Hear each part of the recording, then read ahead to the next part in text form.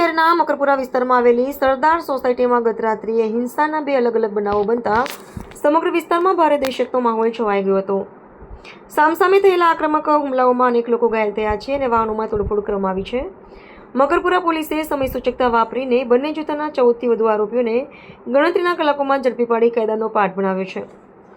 પ્રથમ બનાવમાં હુમલાખોરોનું એક જૂથ અર્ટિગા કારમાં આવી સોસાયટીમાં ખુલ્લેઆમ તલવાર અને દંડા વડે તોડફોડ કરી 1.15 લાખનું નુકસાન પહોંચાડ્યું હતું, જેમાં મનોહરસિંહને ગળાના ભાગે ઈજા પહોંચી હતી. ત્યારબાદ બદલાની ભાવનાકી અદાવતને પગલે બીજા બનાવમાં રાત્રે 12:15 વાગ્યાના સુમારે કરણસિંહ અને તેના સાથીઓ પર પણ તીક્ષ્ણ હથિયારો વડે હુમલો કરવામાં આવ્યો હતો, જેમાં શોકીસિંહ અને બલિહારસિંહ સહિતના આરોપીઓએ ફરિયાદીના કપાળ અને માથાના ભાગે જીવલેણ હુમલો કરતા તેમને ગંભીર ઈજાઓ પહોંચી હતી.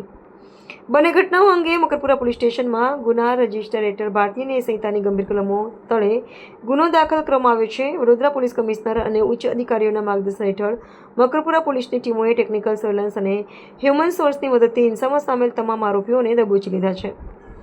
પોલીસે બંને ગુનાઓમાં કુલ 14થી વધુ વ્યક્તિઓની ધરપકડ કરી છે, જેમાં શમશેરસિંહ, કરણસિંહ, મનોહરસિંહ, દિલીપસિંહ, અશોકસિંહ સહિતના મુખ્ય આરોપીઓ અને કાયદાના સંઘર્ષમાં આવેલ કિશોરોનો સમાવેશ થાય છે. આ હિંસક ઘટનાઓ બાદ સરદાર સોસાયટી અને આસપાસના વિસ્તારોમાં પોલીસનું ચુસ્ત પેટ્રોલિંગ વધારી દેવામાં આવ્યું છે. પોલીસનું કહેવું છે કે કાયદો હાથમાં લેનાર કોઈપણ વ્યક્તિને બક્ષવામાં આવશે નહીં અને આગામી સમયમાં વધુ કડક તપાસ કરવામાં આવશે.